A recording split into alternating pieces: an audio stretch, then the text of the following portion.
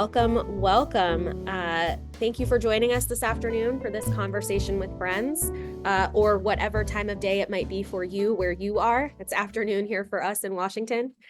Before we get started, I wanted to introduce myself. For those who don't know me, I'm Anna Wyeth. I'm the Director of Alumni Engagement here at Sidwell Friends. Got a couple quick housekeeping items before I turn it over to our speakers.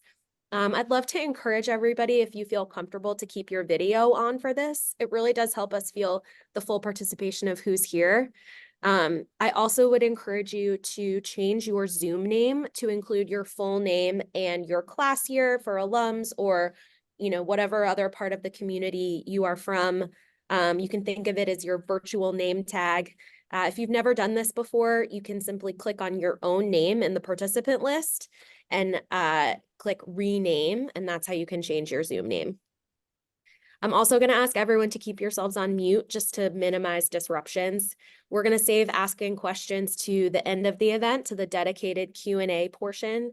If you have a question that comes up through our conversation, please send it in the chat to me, Anna Wyeth, and I will be happy to ask it on your behalf. Or if you'd like to ask it, just let me know that too when you send the question, and we'll let you know when it's your turn to ask. So finally, the reason we are all here today, I'm so excited to introduce our featured speakers. Anthony Silard, member of the class of 1985, is a professor of leadership and the director of the Center for Sustainable Leadership at Luis Business School in Rome. He's a world-renowned leadership educator and coach, and the author of numerous scholarly articles on emotion and leadership, with an emphasis on how leaders develop high-quality relationships and manage challenging emotions, such as loneliness and secondary trauma. He has coached G20 cabinet ministers and the CEOs and senior leaders of Fortune 500 companies like Disney, IBM, GE, and some of the world's largest nonprofits, such as CARE and Save the Children. He's taught leadership at the Monterey Institute of Technology, California State University, San Bernardino, Claremont McKenna College, and the IESE Business School. And he's lectured on leadership at Harvard, Stanford, and Georgetown, among others. His latest book, Screened In: The Art of Living Free in the Digital Age, was released in March of 2020. Helping to direct our conversation today with Tony is his classmate, Bill Adams, also class of 1985. Bill has a BA from Northwestern University and his JD from George Mason School of Law and Economics.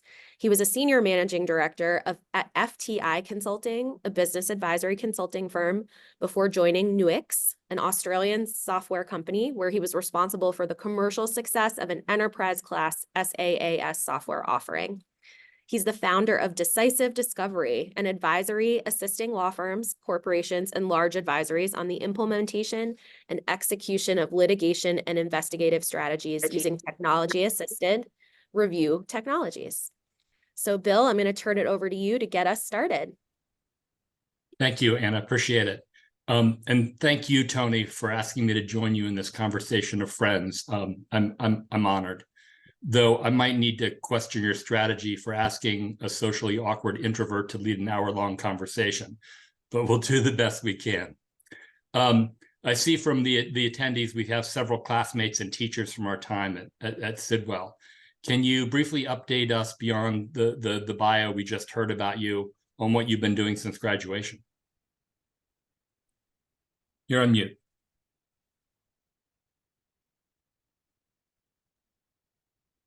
Okay, sorry, I was muted. So sure, Bill, and I know I picked the right person to do this because, well, I'll tell you guys a little about Bill as we're going, but he's a really extraordinary individual.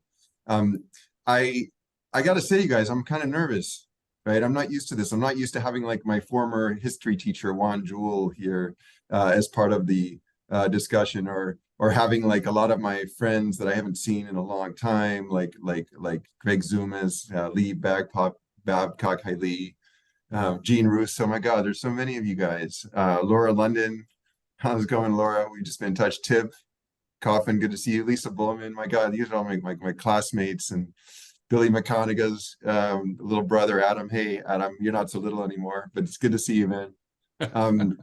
Yeah, I mean, it's really wonderful to have you guys here, and really I'm honored that you guys will come out and want to listen to Bill and I talk for a little while. I'll say since Sidwell, well, I went out to Berkeley, and after finishing at Berkeley, I went into the Peace Corps. I was a volunteer living in a rural village in Kenya for 2 years. Then I came back, worked in DC with El Salvadorian immigrants for about a year. Also was a teacher at Woodrow Wilson High School, just near Sidwell. Actually, that was before I went into the Peace Corps. But then I came back. I went to Harvard's Kennedy School of Government, kind of doing a lot of joint work between there and Harvard Business School. And I really focused on leadership and was really interested in leadership for both nonprofits and private sector and public agencies. But I really always had my heart with nonprofits, and I've done a lot of work with nonprofits since.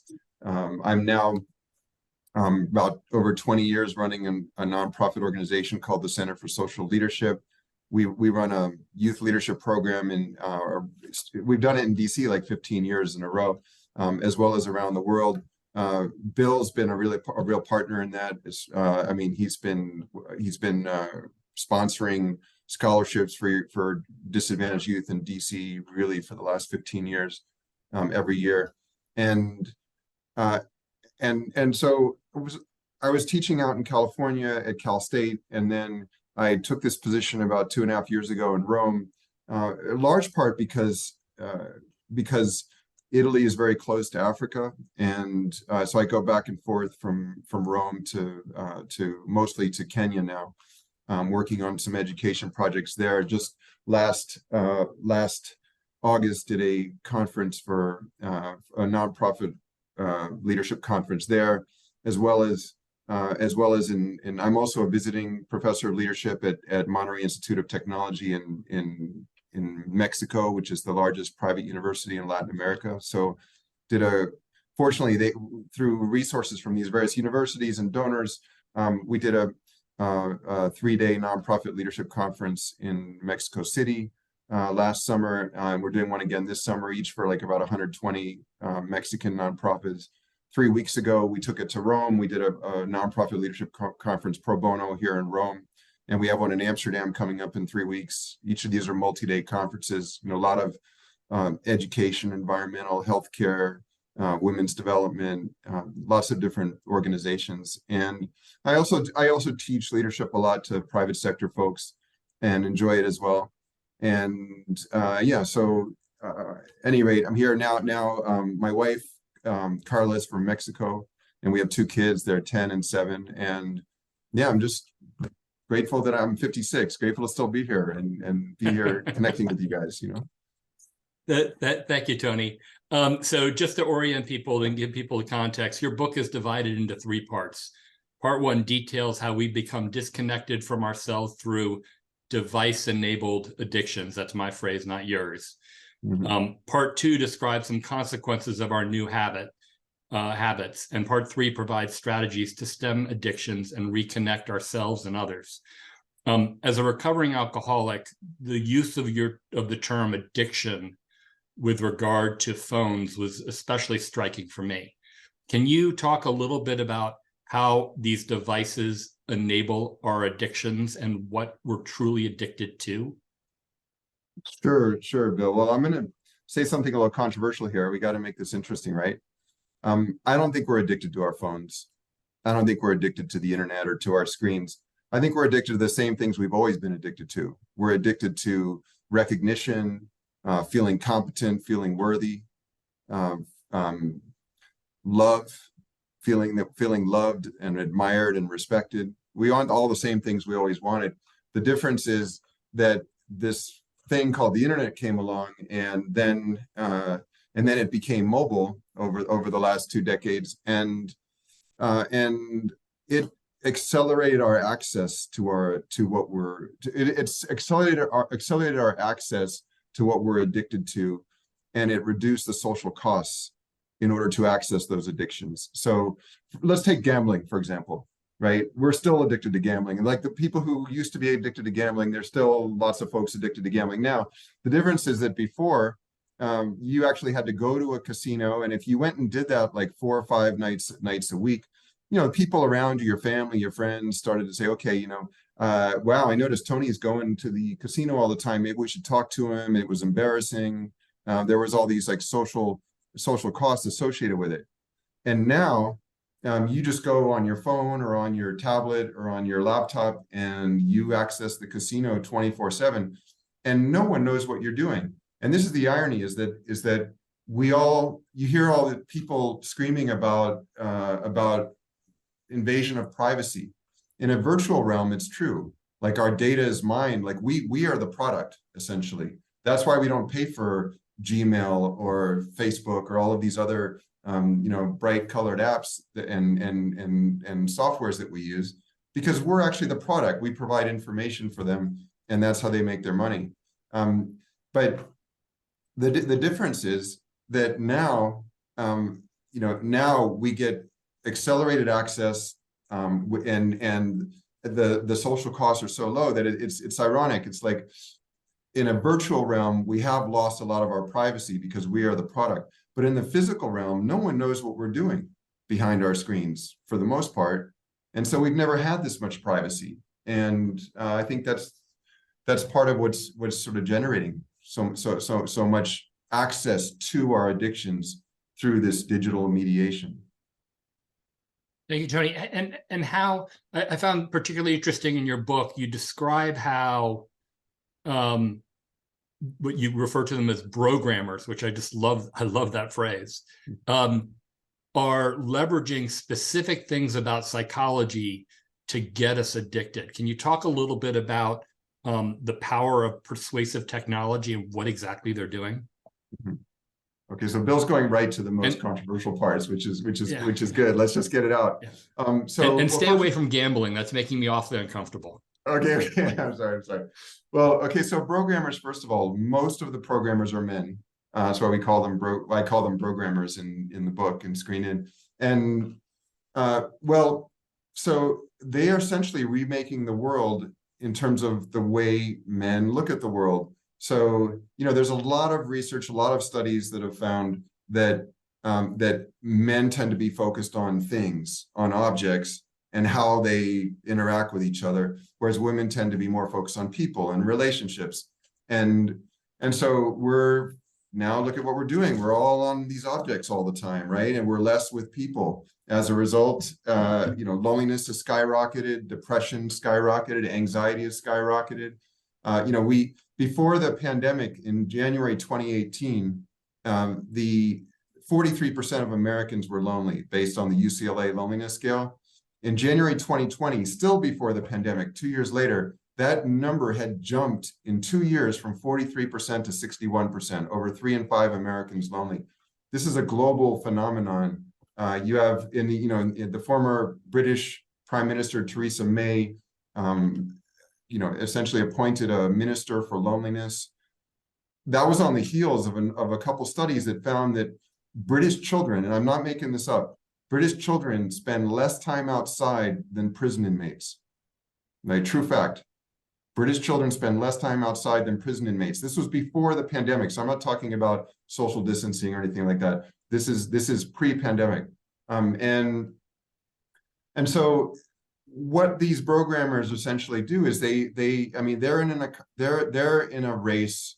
Their bonuses, their promotions depend on capturing and keeping our attention, right? So every time you get on your phone or your tablet or your laptop, desktop, every time you do, just got to realize that there's a fight going on for your attention. You're on one side, and on the other side are thousands of these almost all male programmers, but not all. There's some women too, but few.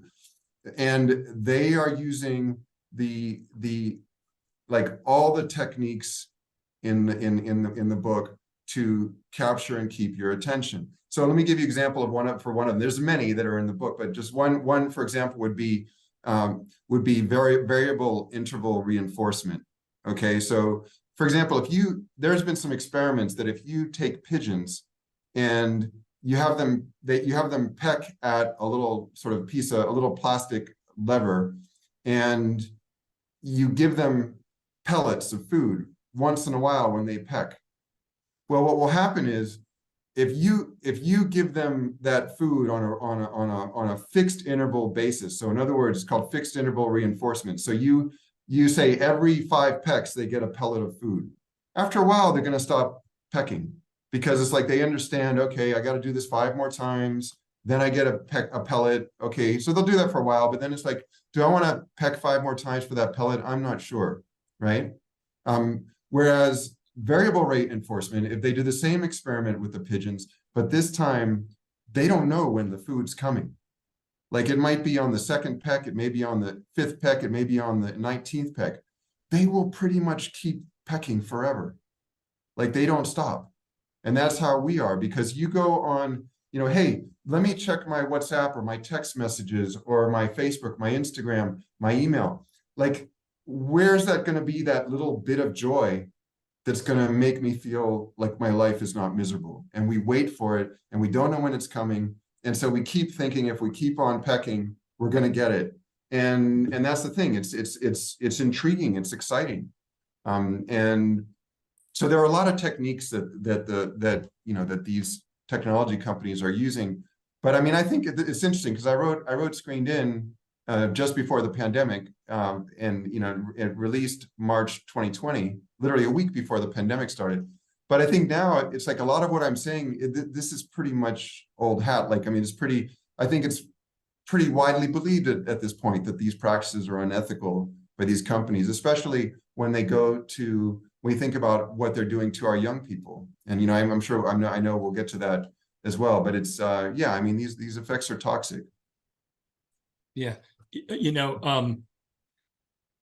It's interesting to me that, what are some of the reasons we pick up the phone in the first place and what these programmers are really trying to do. I mean, we want to soothe our psychological distress, and those can include boredom, loneliness, frustration, confusion, and indecision. And I know from my own I don't mean to turn this into a 12-step meeting. And when we get to the Q&A, people don't need to introduce themselves of, hi, my name is Bill. But, can you talk a little bit about, how they're leveraging our need to soothe these psychological moments of distress and how they might even be trying to create them in the first place?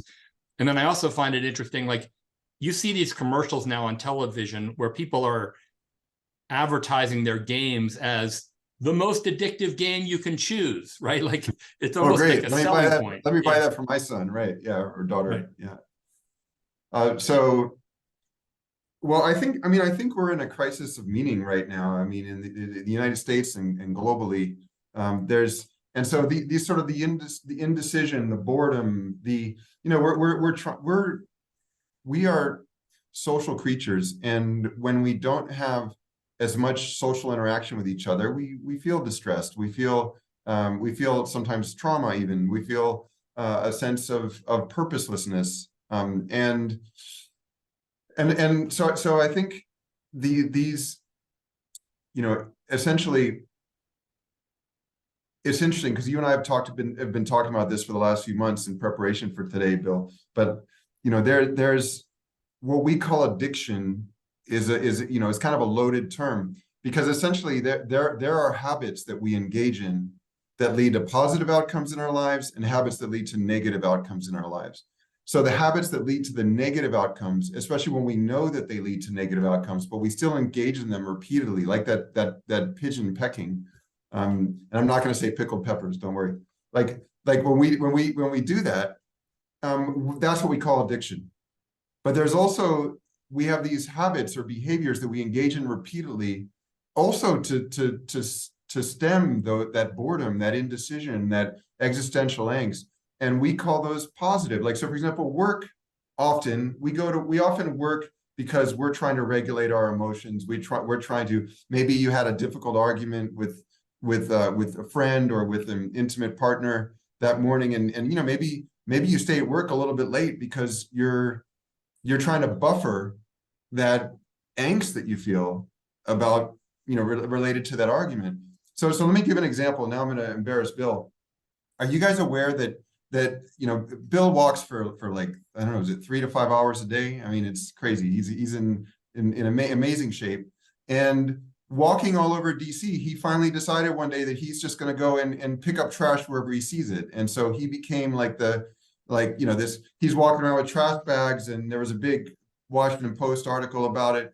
But he does this because he thinks that, especially the trails, the Capitol Crescent and other trails that he goes on these walks, they shouldn't be littered and such. And so he admitted to me, well, part of the reason I do that is this kind of angst, because I get a little bored when I'm on my walk. So I don't think anyone's going to say Bill's addicted to picking up trash and he should stop doing it. And just, in fact, you should just start littering and having fun and don't worry about the rest of us. No, I mean, that's a wonderful habit and we all benefit. And so no one's going to call that an addiction. So, I mean, I think whether it's picking up trash or other forms of helping others or going to the gym. I mean, I'm going to be the first to admit it. I go to the gym like 5 or 6 times a week for like half an hour, 45 minutes, because I don't even think I could write without going and exercising. Like, it helps me to regulate my emotions. So am I addicted to it? Or is that a habit that, that leads to positive outcomes, and helps me to be a kinder person because I feel less stress and less anxiety. So yeah, I guess the jury's out on that. Yeah, thank you, Tony. You were right. We're never going to get to all the questions I've created in the time that's allotted. So I'm going to move ahead. I'm just going to let the audience know there's some great conversation in your book about the role of dopamine, and how these programmers are targeting dopamine release, and that we're constantly seeking dopamine seeking behaviors, and how that damages the brain. But I want to move on a little bit. You describe how we've been bait and switched by the promises of social media, which is neither social nor media. And which has left us really lonely, right? I mean, you hear social media, it should be, we're being social, we shouldn't be lonely, but just the opposite has happened. How has that happened? Okay, well, let's start though with what is the bait and switch. At least this is my theory about it. So the bait and switch is that we're promised social connection, and that's why we go online. That's why we go on our phones. But we don't end up with social connection. We end up with social information, which is different. Social information actually does not lead to more social connection. Social information tends to lead to less social connection, and that's mediated by a number of negative emotions we experience when we receive all of this social information. So for example, if I go on Instagram or Facebook or any of these social media sites, what do I see? I see pictures of men trying to make themselves look bigger, women trying to make themselves look thinner. I see the only moment in someone's week-long family vacation where they're smiling. And I go, why doesn't my family, why don't we smile like that? Why am I not as big as him? Or what we go, this social information becomes a form of social comparison. Like when we feel insecure about ourselves, research by Leon Festinger and other social psychologists found that when we feel insecure, we don't feel like we can give ourselves this affirmation that we're worthy. We seek similar others so that we can feel that we're better than them. And that social comparison makes us feel more worthy. So that's what we go online. We want the social information so we can feel better about ourselves. But because it's so inflated, everyone's in on this racket. The opposite happens. We feel worse. And then we also, there's a number of studies coming out of UC Santa Barbara and other universities around what's called the displacement effect. And the displacement effect is that the more time you spend online, the less time you spend with other people in person. That's why we're more depressed, we're more lonely. And also, and this is the most chilling study, you guys, I want to share with you. This is, to me, maybe the most chilling study from the book, or one of them, which is that Ryan Dwyer, University of British Columbia, psychologist, found that the more time we spend on our phones, not only do we feel less enjoyment in using our phones, remember that pigeon pecking, but also we enjoy our in-person interactions with others less. So the more time we're on our phones, we actually enjoy talking with people in like face to face less. So, I mean, if that's not an ominous portent for the direction we're moving in as a society, I don't know what is. I mean, research by Chris Byron at Georgia State also that the negative affective bias of electronic communication, which means when you send an email or a text or an IM and you intend it to be emotionally positive, it's usually received as being emotionally neutral. When you, on the other hand, send an electronic message intending for it to be emotionally neutral, it's usually received as being emotionally negative. So basically, we have this negative downward slide emotionally on our relationships when we choose to communicate this way instead of in person. And that's just, I mean, and we see, so now, hey, surprise, surprise. The left and the right in the United States and in the world, they don't agree on anything anymore, except they agree that something is really fundamentally wrong in the way we're interacting with each other. And that's one of the reasons, because it's just not bringing out the best sides of ourselves. We become like entirely embedded in fear. Now that you can, think about it. How often would you check the news like 25 years ago? I mean, you guys, many people that you are like myself, you guys weren't born with an iPad next to you when you were 2 years old. I mean, you're we'll talk about this, about being digital settlers rather than digital natives, but we're used to interacting more with people. And now we see, why are people not getting along? Why do we have like this increase in everything from bipartisanship, polarization, mass shootings, you name it? It's like we're just less connected with each other. We are social creatures. We need each other. Yeah. So let me ask you, Tony. So is there any chance that, and you talk about this in the book, you talk about other technologies and how human beings have adapted to those other technologies to have them be less destructive to society. Are we going to adapt to this? I mean, we're on this Zoom call now. We're face to face. In the company I used to work for, the CEO said, when you're talking with people, we want you on video more. Is that an adaptation? I mean, do we have any chance of just working our way out of this through, natural progression of choice? Well, so that's what I'm hoping for, and I think I'm maybe a bit idyllic about it though at this point. I mean, so let's consider the television. So when the television first came out and became sort of like it went down in price and everybody could, became democratized. Everyone could buy one, or not everyone, but many people could. Well, once that happened, people would take the television and put one in the kitchen, and they would look at it while they're cooking, and then they'd put one in the living room, and let's watch TV while we're in the dining room. Sorry, and then let's watch TV while we're eating our dinner. Well, about 10, 15 years after that, it sort of became uncouth to do those things. It was like, well, you really want to have a TV while you're having dinner? And so people moved the TVs back out into the living room. They didn't buy those little ones anymore, so you could watch them all the time. And they said, that's okay. Let's have our TV time in the living room, and we're good with that.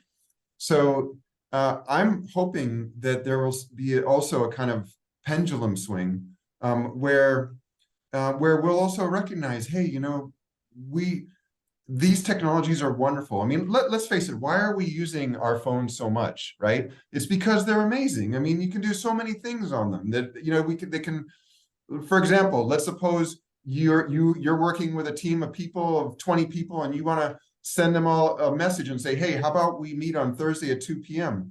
Do you really want to call each of those 20 people to set up that meeting?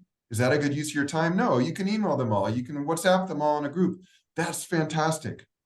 It's just we have to regain control of the way we use technology, so we get the best out of it without it preventing us from essentially connecting with each other meaningfully. Yeah. So you talk a little bit. I want to talk a little bit about the damage to children. And I come to this thinking, I wasn't armed when I was a father for my children, and I've done damage, and I feel a little bit of guilt because I may not have been as controlling as I should have been. Can you talk a little bit about how our children are suffering twice over, both from our inattentiveness as a result of our use of devices and their own use of devices? Yeah, sure. So this one hits pretty close to home for me because we have two children, as I mentioned, they're 10 and 7 years old. And let me tell you, like you guys, this is horrible. I cannot stand being in this role of regulating our children's screens, because it's like damned if you do, damned if you don't.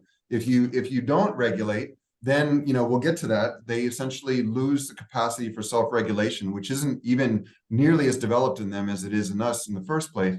And if you do regulate it a lot, well, they feel like you're Darth Vader, essentially, So it's hard. I will say what really influenced me a lot on this is I got asked by elementary, middle school to do a study on screens and the screen use, and to interview parents, to interview students, and the results were just astounding to me. I mean, so I've got young people telling me, students telling me, this is a direct quote: I'm lonely, I don't have any friends, I love my phone. Here's another direct quote. Well, okay, I don't have it right in front of me, so very slightly adapted, but I'm not changing much. Which is, I really wish my dad would listen to me and spend time with me, but the power of scrolling on his phone is just too great. When you read quotes like that and you talk with people, and then I met with the parents, and most of them are in denial. Honestly, like when we point our fingers at the younger generation, we have 3 fingers pointed back at ourselves. We are here to guide them, and we are not doing our job. You guys ever heard of the 4th trimester? So so the 4th trimester is that if you look at the human brain and how it neurologically develops, most of human development occurs outside of the womb. That's why so essentially, if you can even look at the physiological like shape of a woman and shape of the human head and how it grows, like essentially the human beings come out after 9 months because they won't come out after that. The head's already getting really large, but it gets a lot bigger. And the brain development, most of it occurs not even in just the first, the first 3 months or 6 months. It occurs in the first 20 to 30 years. And it's not really until the 20s, 30s that the human brain is fully developed. And the way it develops is primarily based on social cognition, which means understanding the social environment. So for example, there's research on the default cognitive network, which is when you're just resting in between tasks, what do you think about? Most of what you think about is social. You think about relationships, you think about people. And this social cognition is unbelievable. This is how human beings rose to the top of the food chain. Why is it that you can go to a supermarket and you can find other animals neatly, their body parts nice and neatly packaged in cellophane for you to buy and take home and cook? There's no supermarket for other animals to find human beings and buy their parts and cook them, right? It's because we rose to the top of the food chain. It's based on our social cognition.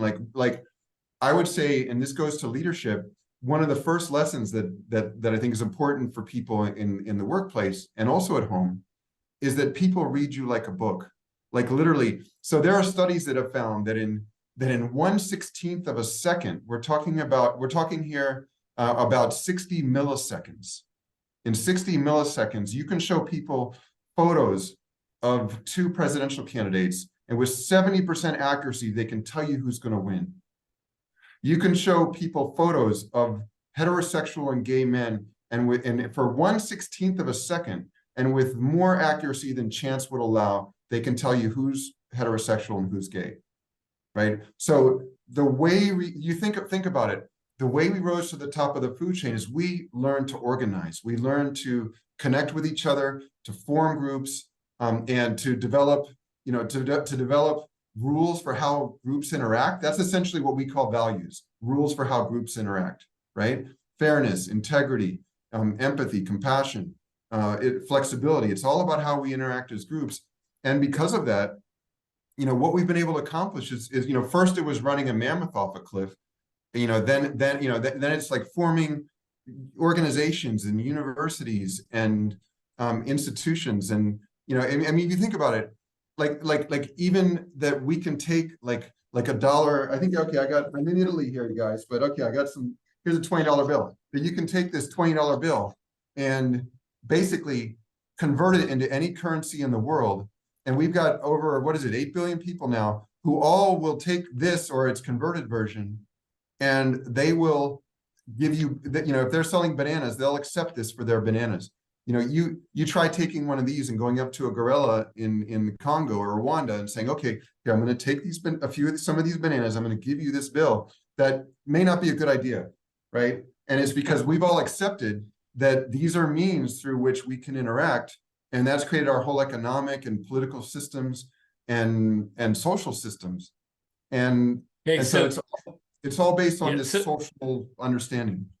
Yeah, and so we don't just end without any solutions for people. I'm gonna move ahead, though I do so with a little bit of grief, because there's so many great things in your book before you get to the strategies that we haven't had a chance to go over. And so if you haven't read the book, just even with this conversation, we're missing things. But we're going to move on.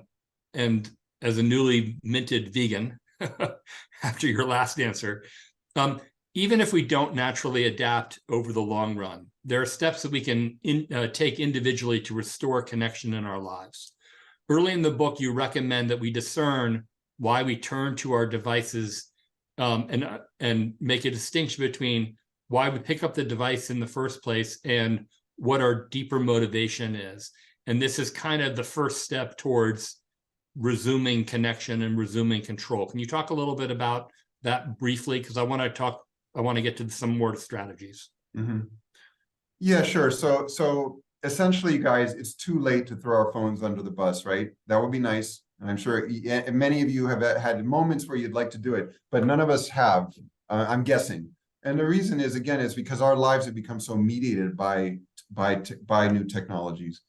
So I think then what we need to learn is how can we better use these technologies without letting them take over our lives. And so part of that is understanding like that there are the way these programmers have influenced us is such that they essentially want to, grab us short and keep us long, always on our phones. So for example, the colors, there have been research that's found, for example, that you show single guys a picture of a woman in a red dress versus a blue dress, or a frame in a picture frame that's red versus blue. They will say they will take this woman out much more if it's the one that's wearing the red or the red frame. They'll spend more money on a date with her. So the colors motivate us. So one thing you can do, and this is a very, very, very kind of boring strategy, but it really works, is put your phone in grayscale, right? Take away the colors so they can't control you that way. Take the notifications. Yeah, I have to admit, as soon as I finished your book, the first thing I did was pick up my phone and go grayscale. And it really does have an impact. Like you just don't, and then I even took a photo of the grayscale screen and I sent it to you to say, hey, Tony, I've gone grayscale. But then I had to use Waze and I need the color, right, for the clues. So I had to turn it back on. And little did I know, the photo that I had taken, even though I thought it was grayscale, it had actually retained the color. It was like a nasty little trick, right? I noticed that. I was like, you're like, I went colorless. And I'm like, okay, but I see the colors. Right. So, right. Yeah, well, that's nasty, the thing is that nasty little trick. No, yeah, go ahead with some more of your strategies. I just wanted to jump in on that. Yeah, when you see your phone in grayscale, it's a reminder, hey, this is a tool, right? This is nothing more than that. It's a tool, and it's kind of it's not a super exciting tool all the time. And, but I think the bottom line from Screened In, the bottom line I'm trying to put forth here is that you should direct how you use technology, not the other way around. Don't let the programmers direct you. You should direct it. So that means like asking yourself, like, what is your life vision for how you're going to use technology? Like when you're 80 years old, if you're fortunate enough to be 80 years old and you're looking back on your life, do you want to be like, man, I was a great text replier, right? Man, I knew how to fire back those emails. I think there's something more you want to be able to say. And whatever it is, whatever you're aiming for in your life, it's aligning that with your everyday behaviors right now. And so there's some hacks, there's some tricks in the book. Like for example, all of us have certain apps that we're more addicted to. So you know how you can have like 6 or 7 screens on your phone? Put those apps on like the last screen and say to yourself, I'm going to check these apps how many times per day? You like decide on that. And then each time, if you want to get to those apps, you say, okay, for example, for me, it's WhatsApp, right? Here in Italy, everyone uses WhatsApp all the time for everything, right? And so literally this morning, I now check once a day. This morning by 7:15, I'd gone through, which is not usual. I usually check later in the day, but we had to go out to some meetings with the school with our kids. And so I checked, and I'm not kidding you, I replied to the WhatsApp messages, my emails, texts, everything. And then by 7:15, I finished. I looked at my phone at 7:45. I already had 6 new WhatsApp messages that I didn't check, right? So it never ends. It's like the digital spigot never stops. And so you have to say, how many times are you going to check these apps? And then make yourself go these 7 screens as a reminder that, hey, I don't want to be doing this that often. You know what happens when you do this, you guys? Is you get really bored at first, because you go on these screens, you go on these apps to feel important, to feel needed. And when you go on there and then all of a sudden you can't go on because you made a commitment to yourself that I'm not going to check it more than once or twice or 3 times. Even if you say 5 times a day, you guys, that would be like 10% of what the norm is, right? So whatever it is, you decide on it. And then all of a sudden you're like, what do I do with my time? Right? We get bored. So Tony, you define an approach in your book at the end called the Heart of Darkness Challenge. What does the name come from, and what is the Heart of Darkness Challenge? Well, the Heart of Darkness Challenge comes from, of course, from Joseph Conrad, and we read that at Sidwell, right? You remember? And you remember in the Heart of Darkness, you have like the outer station, which is the first station where the traveler arrives, and then the middle station, I think, and then the inner station. And so the idea is to take those most addictive apps and put them in the inner station, put them where you can't see them right away, take the badges off, the notifications off, so they don't show you, they don't pop up, they don't show you you've got 6 messages, put them in that inner station as far, like on that last screen, and just think to yourself, okay, do I want to travel from this outer station all the way into that inner station? Do I want to use up one of my times to check? And you know what happens is we save them up. And you know what always happens for me is it's so anticlimactic. Like literally, if you try this, wait until like, I don't know, like 5 p.m. or 4 p.m. and to check your texts or to check your WhatsApp or whatever that addiction is. And you go on there expecting to be fulfilled and to be like enamored, and you're not. You're like, you know what? In 5 minutes, I checked all these messages and it was just a bunch of logistical stuff. And most of it was even not important in any way. It's like, so at the end, we're just left with ourselves. That's all we have, and the people we love, the people around us. And they're not on the screen. And you talk about the power of cognitive reappraisal to enhance our emotional regulation. And can you talk a little bit about that? And I understand that I know you're writing another book called Love and Suffering. Maybe you can just transition into what that's going to be about, and then we'll turn it over to questions. Okay. Well, when we're feeling an uncomfortable emotion, there's 2 primary forms of emotion regulation. The first one's called suppression, as it sounds. It's not suppressing the emotion. That's impossible. It's suppressing the display of the emotion, right? So you don't express the emotion, you fake it. The problem is that tends to lead to a lot of negative outcomes, like feeling isolated from others. Because remember, others read us like a book. So when you're faking your emotions, people, then they don't trust us anymore. The second, which is much healthier, is called cognitive reappraisal. And this is essentially reframing the event, person, situation, or event, so you experience a different emotion that you then express. So that can be really important when we think about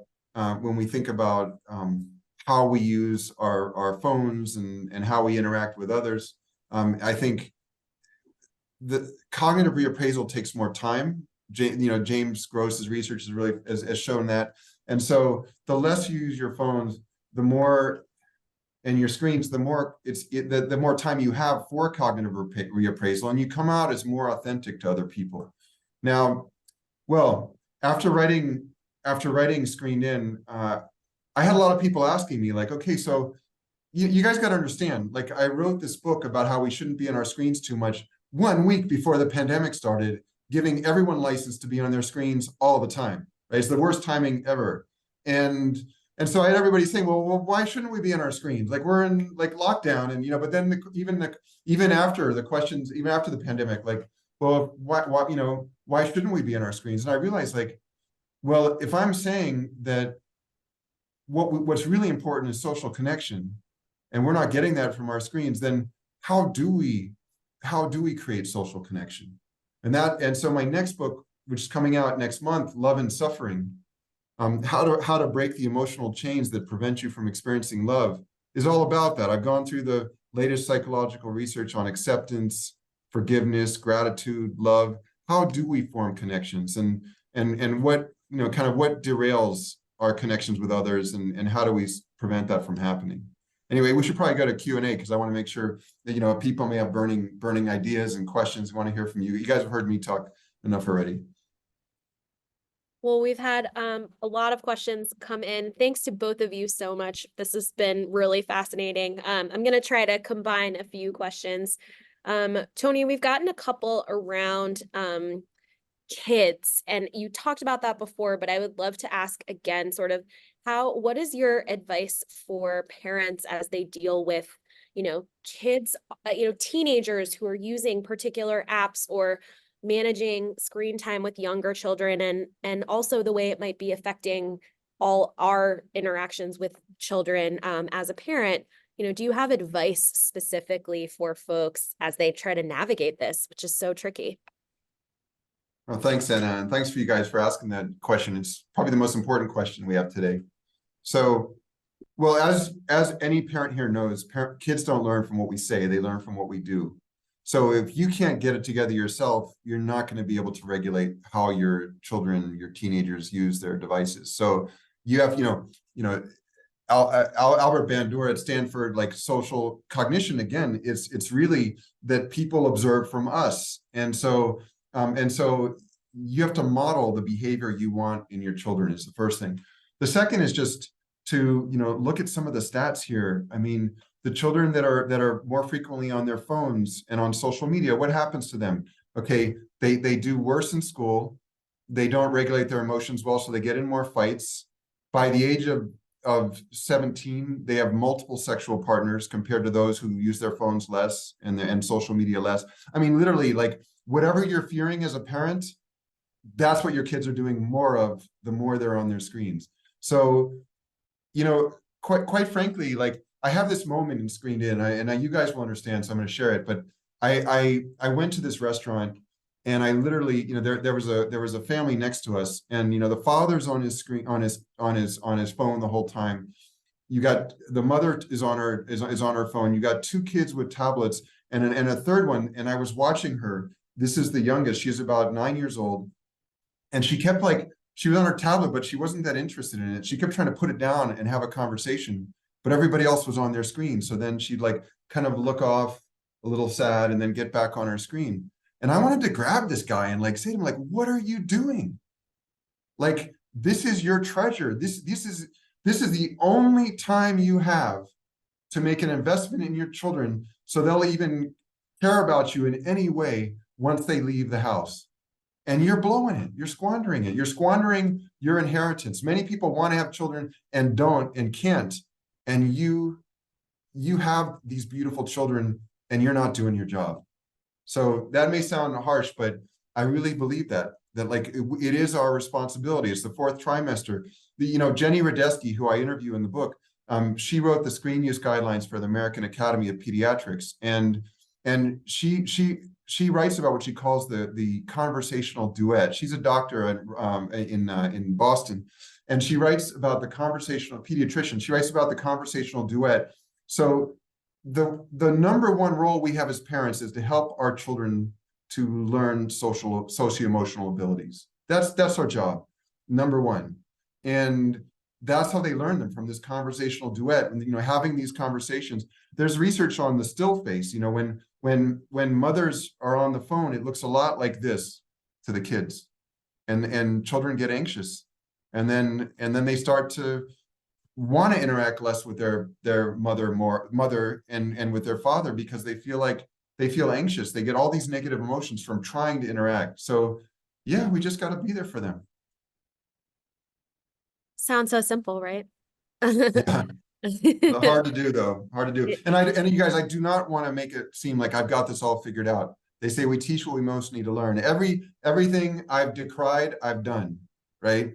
Okay. And I'm just like the rest of you. So I'm not above anyone here. Okay. I'm calling it out, but I'm calling myself out too. Absolutely. We had a question about the effective effective use of time, and I appreciate you bringing that up before.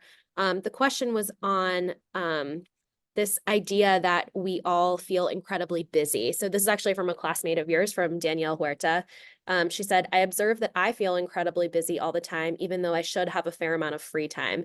Can you comment on why we all feel so stressed to get so many things done? Yeah, sure. I mean, I think we, look at the culture we're in. Like, the cool thing to do is to tell people you're busy. How many people do you know that when you say like, how have you been? Oh, I've been really relaxed. I'm just, I haven't been working as hard. I've been just enjoying my days. No one says that, because it's like, oh, you're a slacker. We have this culture of workaholism, right? It's like, hi, my name is Tony and I'm a workaholic, and so I think part of it is really coming back to your end of life vision for how you want to be living right now today. How much time do you want to spend on work? How much time, like, draw a pie, right? And do the little, like angles in the pie, and like pie chart, and say, like, what percentage of your time do you want to be spending with your children? What percentage with your partner? What percentage, if you don't have a partner, what percentage looking for a partner? What percentage with your friends? What percentage with yourself, doing things you enjoy, whether it's yoga, meditation, going for walks? What percentage in your career and with, at work? And doing that, and I think you may then be able to say, well, given that that's my end of life vision for how I'm going to spend my time, what are the strategies I need to develop so that my phone becomes a useful tool with access to all kinds of wonderful things, but doesn't derail that long-term vision? Awesome. Thank you. I think we have time for maybe one or two more. So this question actually came from a colleague of mine, but regarding loneliness and lack of social connection, what are solutions or resources that we should be exploring to sort of level up the building of connection, whether that's in our neighborhood, our local community, or just sort of beyond the existing friends and family that we're relying on, or that we already have? Are there suggestions you have? Are there ideas, groups, institutions to help us continue to build community for ourselves? This is an excellent question. So, well, the first thing I think is we have to look at how gender interacts with that, right? So, for men, especially, men in their, who are older, like myself, and many of you, but even men in their 20s, 30s, if you make social overtures to other men because you want to have friendships, oftentimes in our culture, that's not considered masculine. That's considered that, like, okay, you're needy, or you want something here. Are you gay? Or, that why you're approaching me? Or like our cultures, there's so much homophobia. There's so much of a sense that, like, men should be strong and not need anything from anyone. As a result, you want to know in terms of older people, like who's committing suicide the most? It's men, right? So many older men really especially when work is not as fulfilling for them or they're retiring, there's this sense like if you take a man and a woman at 60 years old and for each one they lose their spouse, the chance of that woman living another year is much higher than that man living another year. Because there's what are called the social convoys. It's sort of like the close relationships that travel with us through life. And for women, they're much more robust than for men. But I would say for both women and men, the number one strategy that I think can really help in terms of getting out of your shell and going out and meeting people is to go find a good nonprofit organization and volunteer with them.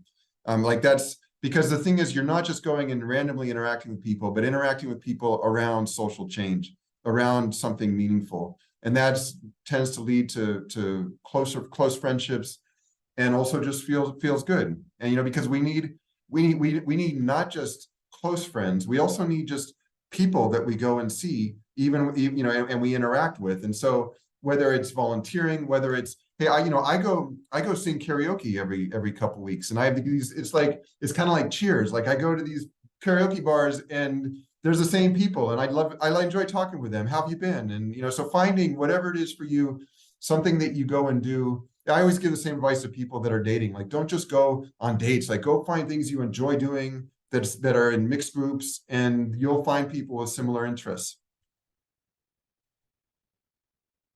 I appreciate that. It's a great note to end on. Bill, I want to turn it over to you in case there's any other burning questions we want to ask. I've gone through most of them that came through, but I'm happy to go back to your list in case there's anything else you want to let in the last minute here. I don't think so. I think we covered. I would just encourage people to read the book. I mean, it really is a great book. I'll leave it at that. I know we could go on for another hour at least with Tony. So I really appreciate your time, Bill and Tony. If you guys have any parting thoughts, I'm happy to give you the mic. I just want to say thank you to all of you and to Sidwell, because really I wouldn't be doing this if it weren't for Sidwell. The Meeting for Worship, which was all about spiritual development, the community service that Bill and I did together in Special Olympics, and other, like my first experience with service and with saying, with like, hey, let me do something that's not just for myself, which was kind of a foreign concept when I was a teenager. And I just think that the values of Sidwell are fantastic, and that's why we're still all here together. And it really, like, I came to Sidwell lost, and I came out of it just like not quite found yet, but like on a much better path. So I'm very grateful to all of you and to Sidwell for just for helping me. Wonderful, wonderful. Well, I want to say thank you to everyone for being here today. I know in the middle of a busy workday for most of you, this was, it's amazing that you were able to take time out and join us. We really, truly appreciate you being here and being in community with us. Thank you to Tony for such candid and thoughtful insight. Thanks, Bill, for leading us through such a phenomenal conversation. We have one more conversation with friends scheduled coming up in a couple weeks on April 2nd. But this series really is about you. It's about our community. So if you have ideas for a future conversation with friends, please reach out and let us know. We've highlighted community members throughout the different parts of the school community, alumni, parents of alumni, former faculty, current faculty, all of that. So we're eager to hear what you have to offer so that this series can be for you. And with that, I will say good afternoon, and we'll see you again on a Zoom screen very soon. Thanks, friends.